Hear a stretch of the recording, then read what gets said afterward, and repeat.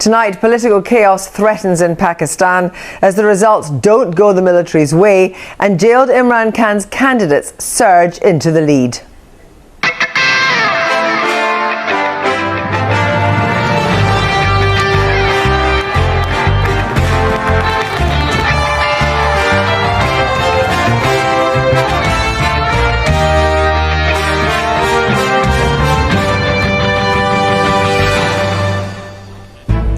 In the teeth of violence and claims of vote rigging, will democracy win out in Pakistan? Imran Khan's in jail, so his supporters tonight released an AI-generated victory speech. मेरे पाकिस्तानियों, आपने कल vote देकर अपनी हकीकी आज़ादी की बुनियाद रख दी है। हमने 2024 इलेक्शंस 2/3 अक्सरियत से जीत लिया है। We'll hear from Imran Khan's former advisor and a columnist and scholar of South Asian politics, who was also a former civil servant in Pakistan. Good evening. Pakistan is in political chaos tonight after an election marred in violence and allegations of poll rigging, in which the military tried and failed to control the outcome. Despite their preferred candidate, the Pakistan Muslim League's Nawaz Sharif claiming a fourth victory, independents loyal to his rival, the jailed former Prime Minister Imran Khan, who are not allowed to campaign under his party's name, have emerged as the largest political force. Tonight, there is no government in Pakistan. Sharif has both claimed victory and admitted that he needs a coalition to form a majority. Here's Joe Inwood. This was not supposed to happen. Their leader was imprisoned. Their party was shut down, forced to run as independents. Even their symbol, the cricket bat, was banned from ballot papers. Yet, somehow, last night it was supporters of Imran Khan who were celebrating. For some, a triumph of democracy. After all of that, the fact that they were able to muster the kind of performance that they did is a testament to two things in my view. One, Pakistan's people believe and own up to the fact that they have a right to elect a democratically elected government. And two, that they have immense resilience and immense faith in the democratic process to come out and vote despite everything that was thrown in their way to prevent them from exercising their right to vote. But it was also testament to the failure of the army to cope with the technology and techniques of Imran Khan's party. मेरे पाकिस्तानियों, आपने कल vote देकर अपनी हकीकी आज़ादी की बुनियाद रख दी है। Just tonight, his party released this AI-generated victory message from their jailed leader, something they'd done throughout the campaign. It's very cleverly used AI-generated clips of Imran Khan to exhort voters to go to the polls. They asked on polling day, when the internet shutdown was announced, they asked people to turn off the passwords on their internet, so when people were out in neighborhoods and seeking information about whom to vote for, they had access to the internet, even though they didn't have it through their mobile phones. It's widely accepted there were attempts at vote rigging, but this was analog interference in a digital election, and it failed. I think the military establishment has long looked to its intelligence services to give it information about how its game plan was working. And clearly, in this instance, its game plan has gone horribly wrong. That plan was thought to be for this man, Nawaz Sharif, to win. He always denied it, but was widely considered the army's choice. Tonight, he spoke to his supporters. We don't have enough of a majority to run the government ourselves, he says. We invite other parties and candidates to work with us.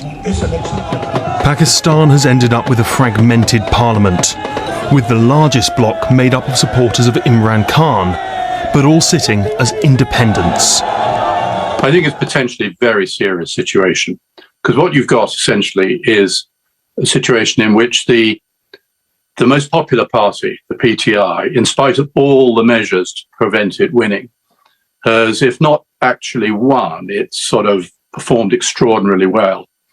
And so you're facing with the situation in which there might be a coalition of the two less popular parties backed by the army, with a lot of the people feeling that they've essentially been disenfranchised. To my mind, that poses a really serious potential problem. And the risk of instability in Pakistan matters. To the east, her great rival India. Conflict never seems far away between the two nuclear powers. To the west, Iran. And to the north, Afghanistan, where the Taliban's return will have emboldened their Pakistani cousins. While domestically, things are little better. Pakistan is currently experiencing an acute economic crisis. And, the cost of living crisis, particularly soaring inflation. And really, unless the government or the new government, moves rapidly towards addressing some of these problems, we could well see unrest on the streets. Tonight, those predictions seem like they may be coming to pass. These are unpredictable, potentially dangerous times for Pakistan. Much depends on the final count in these elections and how Pakistan's powerful military decides to react. Well, Joe there, but earlier this evening I spoke to Zulfikar Bukhari, current advisor to the chairman of the Pakistan Tehreek-e-Insaf Party and former special assistant to Imran Khan. I asked him about the former leader's next move. Knowing Imran Khan for as long as I have, obviously, it would be to appeal all the cases, which is around 100 cases that we're going to court for and contesting, which have been illegally. We believe that the result of the candidates have been changed. So there's about 100 cases which we'll be going to court over and contesting them and hoping to get them overturned. I don't think, knowing Imran Khan and knowing the ethos of our political party, PTI, I don't think we'd be making any coalition for forming a government with any of the main parties. However, we will be forming a coalition with a government to be in parliament, not as an independent, but under one banner, one party. How long do you think could Pakistan stand uncertainty? There was violence during the election campaign. There's been all the allegations of vote rigging. The military didn't get its way, so there is going to be instability. I think the instability will still continue simply because of the reason that whichever alliance is made, this hop-chop sort of government that's trying to be formed at the moment with 40, 50 seats from each other party, it's again going to lead to exactly what we've seen in the last 16 months, which is all the parties combined against us. And it didn't work the first time. Pakistan saw a massive rise in inflation, or the dollar against the rupee went from 190 rupees to nearly 400 rupees. I think you're going to see the same thing. Well, we know, of course, that Imran Khan has been sentenced to 14 years. What are the chances of a release? I think the minute we get to a higher court, the sentences were given in a lower court. The minute we go to the High Court and the Supreme Court, we are extremely confident that he will be released, and a lot of the charges, if not all, will be thrown out on legal merit and procedural merit.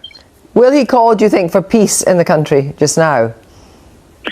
We've always called for peace. We've never wanted anything but peace. But the only thing is that peace doesn't mean staying silent. Peace, we want peaceful protest. Whenever we've had one, we've always wanted to be able to express the freedom of expression peacefully. So providing that the courts take every candidate that has been mistreated and the people's mandate that has been stolen from them is restored, we will continue to go by everything by a political and legal manner as we always have done. And finally, David Cameron raised, and in a statement, serious concerns about what people in Pakistan had raised about the possibility of the unfairness of the vote. Yes, I retweeted back to Mr. David Cameron for his and very gracious kind words towards what's happened in Pakistan. But David Cameron and many other politicians have only cited the last 48 hours in Pakistan over the elections. Don't forget that whatever atrocities we've seen in the past 48 hours have only happened because we've allowed the last 18 months, the human rights abuse in the last 18 months with Imran Khan and his party members to happen. If we didn't allow those at those time, the last 48 hours wouldn't have been such a sham election as we saw either. Zulfikar Bukhari, thank you very much for joining us.